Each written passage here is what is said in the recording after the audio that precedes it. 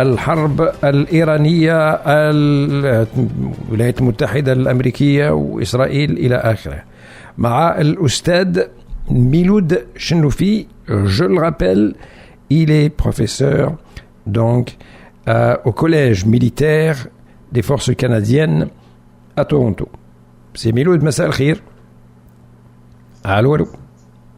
Miloud. Est-ce que Miloud est là? On ne l'entend pas. Si, moi j'entends sa voix, mais je ne sais pas pourquoi on ne l'entend pas bien. Donc, allô? On a un peu de la difficulté à la voir, donc je ne sais pas qu'est-ce qui se passe, mais est-ce que, Miloud, est-ce que vous m'entendez? Moi, je vous entends très bien, oui. Parfait, là, ça s'est réglé. Donc, comme ça, on va commencer notre interview. Alors, tout d'abord, Miloud, comme on se connaît, donc on va se tutoyer pour faciliter la chose. D'abord, bravo, très belle intervention. Peut-être les gens l'ont regardé comme nous tous, Radio-Canada, donc tout le monde en parle. C'est rare qu'on a ce genre de discours aussi dans les médias canadiens de manière générale. D'abord, avec toi, Miloud, on veut d'abord comprendre qu'est-ce qui a poussé Donald Trump, l'isolationiste, celui qui parlait tout le temps de America First, que pour lui, dépenser tout cet argent sur des guerres à l'extérieur est une folie et qu'il fallait utiliser cet argent pour construire des ponts, pour rénover les aéroports américains. Et puis tout d'un coup, le voici donc parti, lui aussi. Il devient un va-t-en en guerre. Qu'est-ce qui se passe? En fait, tu as entièrement raison de relever le fait que par instinct, le président Trump n'était pas va-t-en-guerre jusqu'à tout récemment, qu'il a bâti toute sa carrière politique sur cette idée selon laquelle ces guerres permanentes, ininterrompues et chaque fois renouvelées dans lesquelles se lançaient les États-Unis, n'étaient pas dans l'intérêt des Américains. On se souvient même qu'il avait critiqué Obama à l'époque où Obama négociait avec les Iraniens, en disant que le président de l'époque allait emmener les États-Unis vers la guerre parce qu'il ne savait pas négocier et que si lui, Trump, était président, eh bien, il aboutirait à de meilleurs accords. Et par conséquent, lorsque le président Trump se lance dans une opération guerrière, c'était le cas avec le Venezuela, c'est le cas aujourd'hui avec l'Iran, c'est parce que quelqu'un lui a tordu le bras. Et dans ce cas en particulier, il s'agit bien entendu d'Israël. C'est un point de vue qui est aujourd'hui largement répandu, que cette guerre-là, c'est d'abord et avant tout une guerre d'Israël. Les Israéliens ne s'en cachent pas. Netanyahou lui-même appelle à faire la guerre à l'Iran depuis l'invasion de l'Irak. Et la Syrie n'était que la première étape vers une guerre avec l'Iran. Chaque fois qu'il se déplaçait à l'Assemblée générale des Nations Unies, il présentait l'Iran comme étant un danger mortel, existentiel pour tout le monde et qu'il fallait lui faire la guerre. Chaque fois qu'il se rencontrait avec avec le président américain d'Obama en passant par Biden et jusqu'à Trump, c'était toujours pour amener la guerre. Donc voilà. Alors, on ne saura jamais quel argument exactement il a utilisé pour finalement convaincre le président Trump, lui tordre le bras. Je mesure bien ma parole.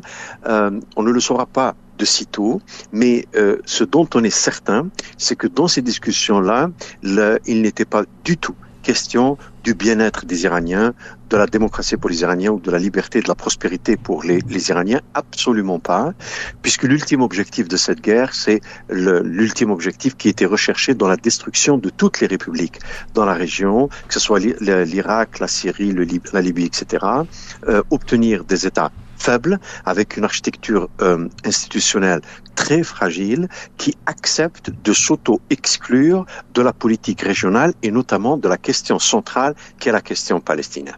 Voilà ce dont il s'agit en vérité. Là, on nous dit que peut-être Donald Trump, il essaie aussi d'impliquer l'OTAN. On le voit aujourd'hui, la France qui a décidé d'envoyer son porte-avions, le Charles de Gaulle. Donc, on s'achemine de plus en plus vers l'objectif qui n'était pas au début, du moins clairement établi, celui d'un changement de régime. Est-ce qu'on s'en va vers ça maintenant?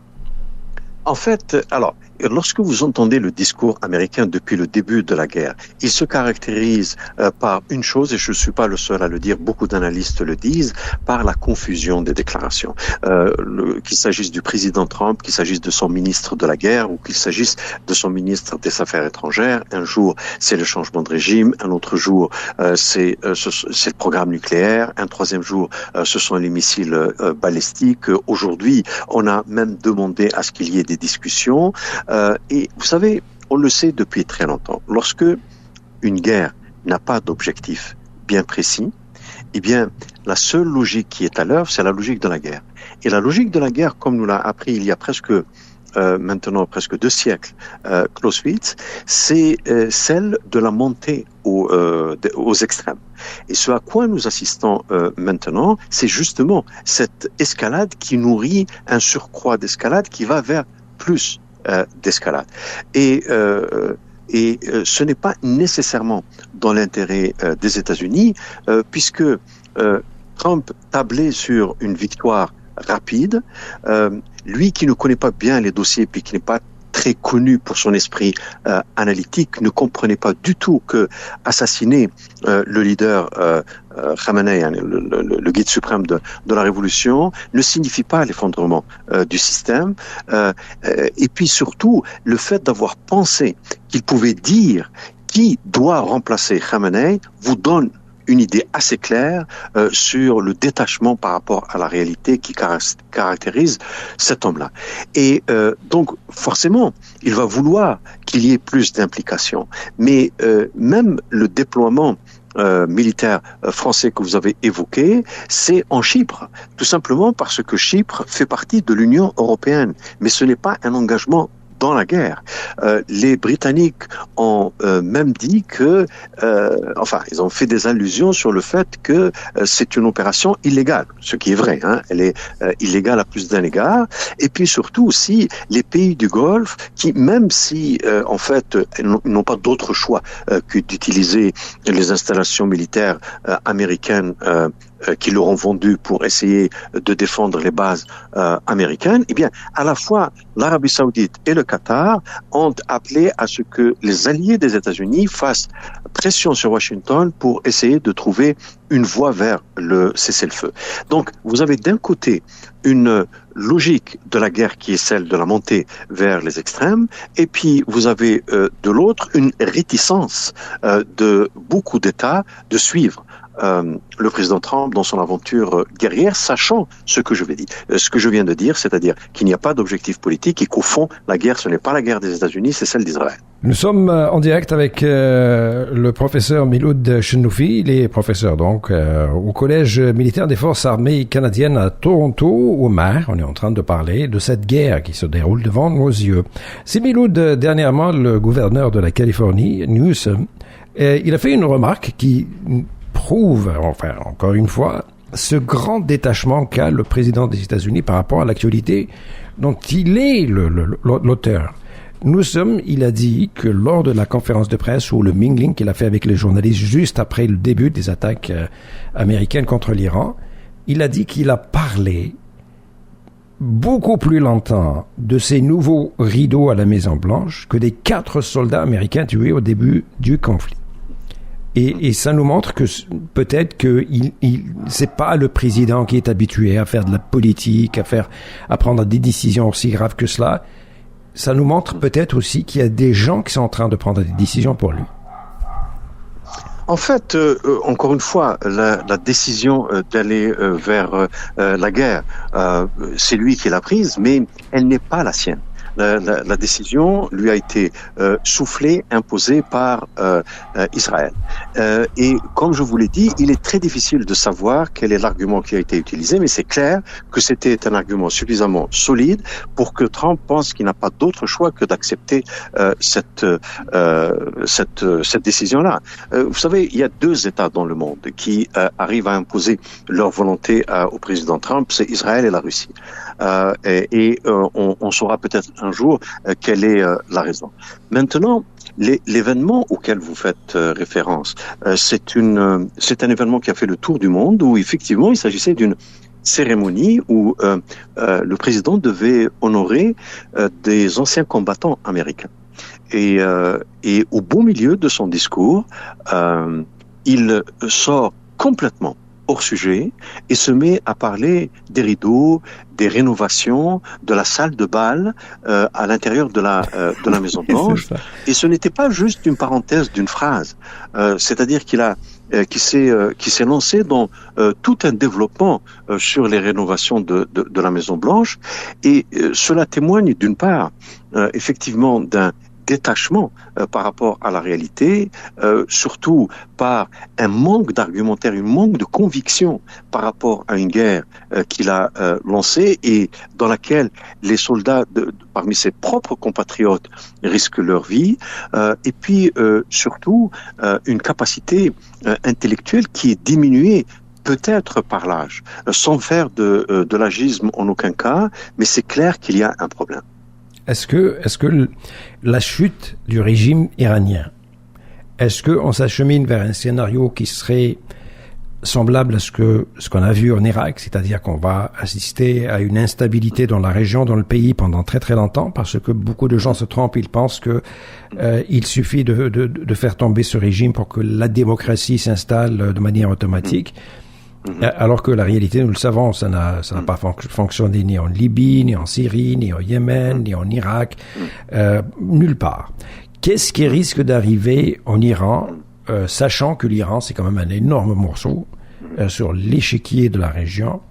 Qu'est-ce que vous pensez qui risque d'arriver là? Alors, dès lors qu'il est question de prévision, il faut être toujours prudent et parler en termes de probabilité et de possibilité. Alors, avant de s'engager à ce propos, je suis d'accord avec vous, entièrement d'accord avec vous. Partout où on a essayé cette idée d'une démocratisation sur le dos des tanks et à travers les bombes lancées par des bombardiers du ciel, ça n'a pas fonctionné. Nulle part. En Libye, en Syrie, comme vous l'avez dit. Je préciserai cependant une chose, c'est que l'intention n'est pas de bâtir des démocraties. L'intention est de détruire des États qui, malgré tous leurs défauts, et le régime iranien en a plein, malgré tous leurs défauts, sont des États qui revendiquent la souveraineté sur leur propre devenir. Donc, l'objectif et une démocratie.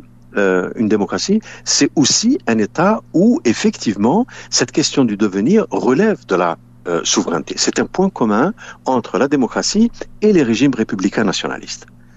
Et alors, étant donné que ce point de vue, ce point commun existe, l'objectif ne peut pas être la démocratie. L'objectif, c'est un peu une réalité comme celle de la Libye d'aujourd'hui, de la Syrie ou de l'Irak, c'est-à-dire des États faibles, des États sous tutelle étrangère, des États avec une architecture institutionnelle soit inexistante, c'est le cas de la Libye et de la Syrie aussi dans un certain sens, soit très fragile comme dans le cas de l'Irak, et qui justement acceptent de sortir de l'histoire. C'est-à-dire qu'ils existent, mais ils sont totalement passifs. Ils n'ont absolument aucun mot à dire sur leur propre destin et sur les questions importantes et centrales dans la région, notamment la question palestinienne. L'objectif, c'est précisément celui-là. Et l'expérience humaine a montré que les expériences de démocratisation qui ont réussi, ce sont celles qui se sont produites alors que les États étaient en situation de paix, que les États étaient aussi sur une pente de prospérité, et puis qui n'étaient pas sous le coup d'une pression internationale. Je pense à l'Espagne, à la Grèce, au Portugal, à la Corée du Sud, à Taïwan et aux pays d'Amérique latine. Donc, si réellement l'objectif est la démocratisation, eh bien, la méthode serait normalement exactement le contraire que ce que dit aujourd'hui Trump et Netanyahou. D'autant plus que ce sont deux hommes dont le palmarès démocratique est très contestables. Le premier, comme vous le savez, a un dossier au tribunal pénal international et l'autre est connu pour faire régresser la démocratie dans son propre pays.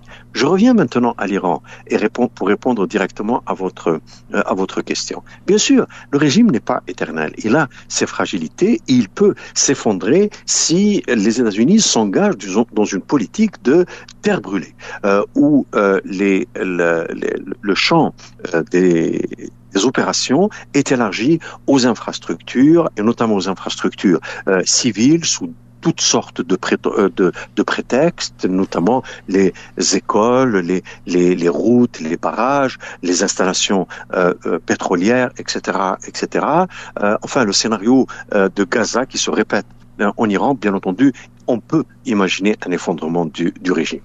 Maintenant, si les choses restent dans le cadre prévu par le droit humanitaire qui, en fait, régule la guerre, il y a de fortes chances que le régime iranien ait suffisamment de résilience pour résister. Pourquoi? Parce que l'architecture institutionnelle du pays est complexe et elle comprend en plus de la dimension religieuse une dimension républicaine. Et dans la dimension républicaine, vous avez un pluralisme qui est contrôlé et ce pluralisme contrôlé permet d'absorber une partie de l'opposition.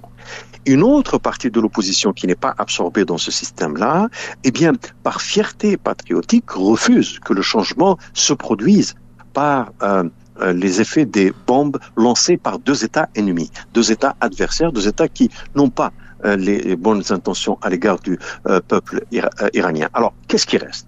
Il reste principalement les monarchistes.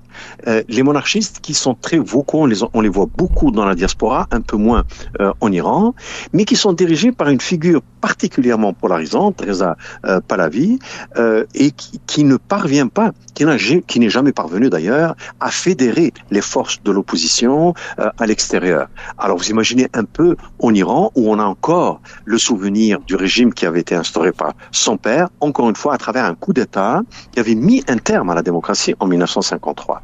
Donc si vous voulez, il y a d'un côté un risque très sérieux d'effondrement, et cet effondrement va conduire à un pays complètement déchiqueté, complètement faible et certainement pas démocratique, et de l'autre, vous avez aussi une possibilité de résilience. Voilà, et les deux peuvent se produire. Malheureusement, on doit s'arrêter ici. Alors, dernière question. لقيت وين تشري قلب اللوز في تورونتو ولا مازال؟ Absolument pas. Mais malheureusement, ce n'est pas encore arrivé. Et voilà. Donc, il va falloir que je m'engage avec vous à essayer de convaincre plus d'Algériens de venir s'installer ici. Il fait un peu moins froid. Alors voilà, donc c'est déjà ça. C'est Miloud Yatek Saha, merci beaucoup comme d'habitude, merci pour ces lumières et à la prochaine.